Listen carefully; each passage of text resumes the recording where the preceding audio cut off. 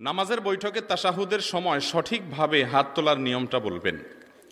আমরা যখন তাশাহুদ পড়তে বসি নামাজে, এখানে আমরা তাশাহুদের মাধ্যমে আল্লাহ রাব্বুল আলামিনের একত্ববাদের সাক্ষ্য দিয়ে থাকি। মূলত আশহাদু আল্লা ইলাহা ইল্লাল্লাহু ওয়া আশহাদু আন্না মুহাম্মাদান আবদুহু ওয়া রাসূলুহু, আল্লাহর একত্ববাদের সাক্ষ্য দেই আর আমাদের প্রিয় নবী সাল্লাল্লাহু আলাইহি সাল্লামের আল্লাহর রাসূল হওয়ার সাক্ষ্য দেই। এই সাক্ষ্য দেওয়ার মাধ্যমে আমাদের ঈমানের কথা আমরা প্রকাশ করি। আর সাক্ষ্য দেওয়ার নিয়ম হলো, মুখে কোনো আদালতে সাক্ষ্য দিলে ইসলামী শরিয়ার আদালতের নিয়ম অনুযায়ী কারোর বিরুদ্ধে বা কারোর পক্ষে সাক্ষ্য দিতে হলে এই আঙ্গুল দিয়ে ইশারা করে দিতে হয়, অমুক অমুক অমুক। এটা হলো শাহাদাত আঙ্গুল, এটা হলো সাক্ষ্য দেওয়ার আঙ্গুল। এই জন্য আমরা যখন তাশাহুদ পড়ি নামাজের মধ্যে, আত্তাহিয়াতুলিল্লাহি পড়ি, তখন আমাদের এই সাক্ষ্য দেওয়ার সময় আশহাদু আল্লা ইলাহা ইল্লাল্লাহু আশহাদু আন্না মুহাম্মাদান আবদুহু ওয়া রাসূলুহু, আমরা এটা বলার সময় আঙ্গুল উঠানোটা সুন্নাত। আঙ্গুল দিয়ে ইশারা করা কি সুন্নাত। অনেক উলামা ইকরামের মতে পুরো তাশাহুদের বৈঠক জুড়েই আঙ্গুল উঠায় রাখা সুন্নাত। কারণ হাদিসে কোন কোন হাদিসের ভাষ্য হলো ইদা জালাসা লিত-তাশাহুদ, তাশাহুদের জন্য যখন বসবে, তার মানে বসার সঙ্গে সঙ্গে এটা শুরু হবে। আবার অনেক উলামাদের মতে যখন তাশাহুদ পড়বেন তখন উঠাবেন। আমাদের সমাজে অনেকে বলে এই আঙ্গুল উঠাতে যদি দেরি হয়, আবার নামাইতে যদি ইল্লাল্লাহ সাথে সাথে নামায় না ফেলান তাহলে ঈমান চলে যাবে। এরকম অনেক হাস্যকর কথা অনেকে বলেন। এই কথার কোনো ভিত্তি, ঈমান এত ঠুনকো না যে আঙ্গুলের ইশারায় শেষ হয়ে যাবে।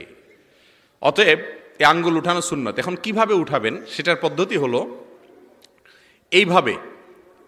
একেবারে 7ই মার্চে বঙ্গবন্ধু যেভাবে ভাষণ দিয়েছিলেন, সেই চিত্র সবার চোখের সামনে আছে না? বঙ্গবন্ধু 7ই মার্চের সময় যে ভাষণ দিয়েছেন, যেভাবে আঙ্গুল যেভাবে ছিল হুবহু ওইভাবেই থাকবে। শুধুমাত্র বঙ্গবন্ধুর আঙ্গুল উপরের দিকে ছিল। নামাজে বৈঠকের সময় আপনার আঙ্গুল রানের উপরে থাকবে, আঙ্গুলটা বরাবর উঠানো থাকবে এভাবে। কথা বুঝে আসছে? এরপর আপনার তাশাহুদ শেষ হয়ে গেল, আপনি আবার হাতকে স্বাভাবিক করতে পারবেন। কথা বুঝাতে পারছি? জি। এটা নারী পুরুষ সকলের জন্য আঙ্গুল দিয়ে হাত ইশারা করা। টুপির উপর টুপি পরা যাবে কি না? টুপির উপরে আরেকটা টুপি পরা, বিশেষ করে শীতের সময় টুপির উপর আবার কান টুপি পরার প্রয়োজন হয়। উত্তর হলো কোনো অসুবিধা নাই।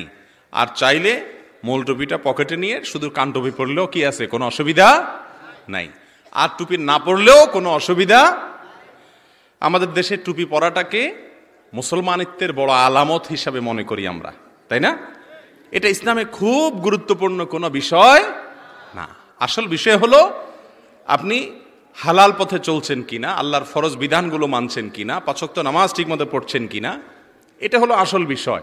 মাথায় টুপি থাকা না থাকাতে তেমন কোনো অসুবিধা ব্যবধান নাই। অতএব টুপি একটার জায়গায় দুইটা, দুইটার জায়গায় 3টা বা টুপি একটাও পড়লেন না, এটাতে আপনার ইসলামের কোনো ক্ষতি হবে না।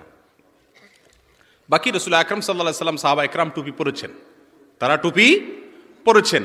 তাদের মহব্বতে যদি আপনি টুপি পরেন, তাদের অনুকরণে, অবশ্যই তার জন্য কি পাবেন? সওয়াব পাবেন।